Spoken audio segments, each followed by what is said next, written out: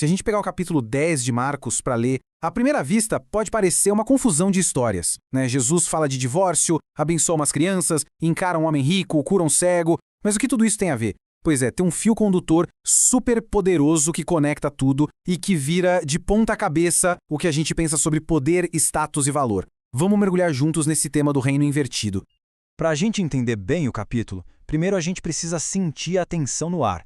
Jesus está na sua última viagem para Jerusalém e a atmosfera nossa, quase dá para tocar. E esse versículo aqui é a chave de tudo. Os discípulos estavam admirados, mas a galera que seguia Jesus estava com medo. Eles sentiam que o confronto final estava chegando e essa mistura de espanto e pavor é o cenário para tudo que Jesus vai ensinar a seguir. E é justamente aí, nesse cenário de alta tensão, que Jesus começa a desmontar, a virar de ponta cabeça a lógica do mundo. Ele vai apresentar uma série de ensinamentos que parecem completamente ao contrário. É aqui que a gente começa a entender os valores do reino invertido.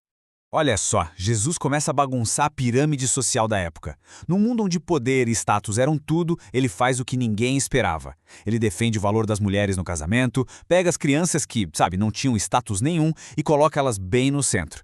E ainda por cima, ele desafia aquela crença de que ser rico era sinal de aprovação de Deus. Cada palavra dele era um soco no estômago da estrutura de poder da época. Gente, vamos parar para pensar no quão radical é essa afirmação.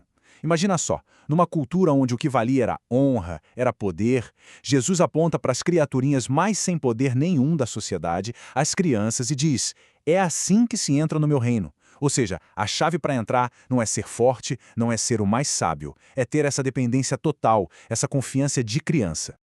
E essa lógica de ponta cabeça fica, cristalina, na famosa história do jovem rico. Aqui a coisa esquenta, porque a discussão vai direto para a questão de status e de riqueza.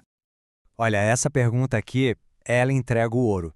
Pensa bem, quem está perguntando é um cara que, pro mundo, já tinha zerado a vida. O cara era religioso, tinha grana, era respeitado por todo mundo. Na cabeça dele, a vida eterna era tipo mais um troféu para a prateleira, sabe? Algo que ele podia fazer por merecer. Aí ele chega todo confiante e já bota o currículo na mesa. Se a gente for olhar pela lei, o cara era nota 10. Tinha feito tudo certinho, seguido todas as regras desde pequeno. E é bem aí, nessa autoconfiança toda, que Jesus vai tocar na ferida. Mas olha só que detalhe incrível que a gente não pode deixar passar. Antes de dar o checkmate, o texto diz que Jesus o amou. O que vem agora não é um esporro, não é uma bronca. É um convite. Difícil sim, mas que nasce de um amor profundo. Um amor que enxergava o que realmente prendia aquele homem. A intenção de Jesus não era só dar mais uma regra para ele seguir. Era libertar o cara de verdade.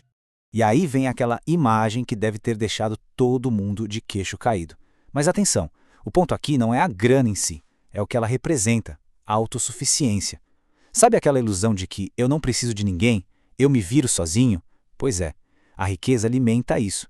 Essa mentalidade do eu me basto é o tal do camelo, um camelo gigante que não passa de jeito nenhum pelo buraco da agulha, que é a dependência total em Deus. Mas olha, não era só o jovem rico que não estava entendendo nada. Logo depois dessa conversa, os próprios discípulos de Jesus mostram que, no fundo, eles também estavam com a cabeça na mesma lógica do mundo, essa lógica de poder e glória. Gente, o timing aqui é surreal. Jesus tinha acabado de falar pela terceira vez que estava indo para Jerusalém para sofrer e para morrer. E qual é a primeira reação dos amigos mais chegados dele? Pedir um cargo. As melhores cadeiras no novo governo. É a prova de que eles ainda não tinham entendido nada sobre a verdadeira natureza do reino. A resposta de Jesus a isso é direta, reta, não deixa dúvida.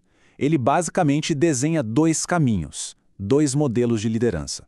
De um lado, tem o modelo do mundo, né? Poder, dominar, ser o chefe, estar por cima. Do outro, o modelo do reino dele. A grandeza de verdade está em se abaixar para servir. É uma virada de chave total no que significa ser grande de verdade. E esse versículo aqui, esse é o coração do capítulo todo.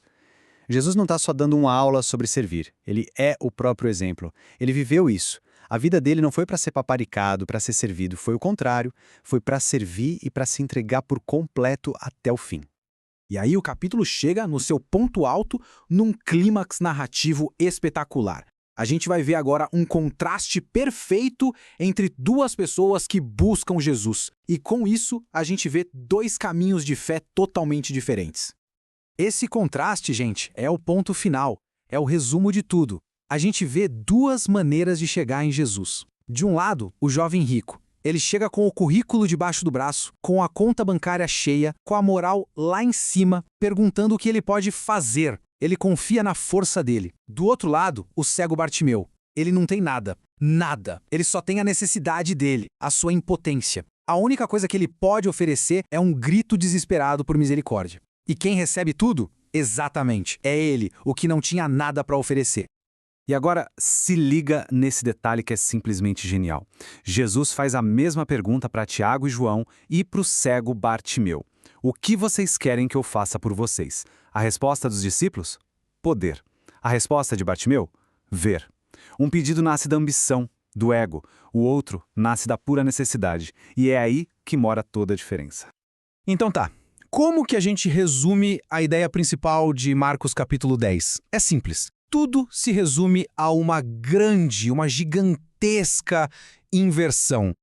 Essa frase aqui de Jesus é o resumo perfeito dessa lógica de ponta cabeça do reino de Deus. Pega todos os valores do nosso mundo, status, grana, poder, e vira eles ao contrário. Aqueles que a sociedade vê como os últimos da fila, tipo as crianças e o Bartimeu, esses se tornam os primeiros. E aqueles que se acham os primeiros, os donos da bola, como o jovem rico e os discípulos querendo poder, esses correm um sério risco de acabar em último lugar. E tudo isso, claro, nos leva a uma reflexão. Os personagens desse capítulo jogam uma pergunta no nosso colo. O que está por trás dos pedidos que alguém faz a Deus? É uma busca por status, por controle, por poder, que nem a dos discípulos? Ou é um reconhecimento sincero da própria necessidade, uma confiança total na misericórdia, como a gente viu no Bartimeu? A resposta a essa pergunta, ela pode definir o lugar de cada um nesse reino invertido.